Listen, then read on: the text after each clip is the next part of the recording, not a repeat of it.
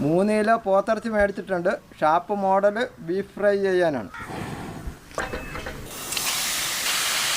ഒരു 1.5 സ്പൂൺ മഞ്ഞൾപ്പൊടി, ഒരു 1.5 സ്പൂൺ ഉപ്പ്. ഒന്ന് നല്ലപോലെ ഇളക്കി വെച്ച് കൊടുക്കണം. ഇത് ഒന്ന് തുറന്ന് നോക്കുകയാണ്. ഇറച്ചി നല്ലപോലെ വെന്തിട്ടുണ്ട്. കുറച്ച് പെരിഞ്ഞീരകം മുഴുവനുള്ള, കുരുമുറി, തേങ്ങാക്കൊത്ത്, കുറച്ച് കറിവേപ്പില നോക്കുക,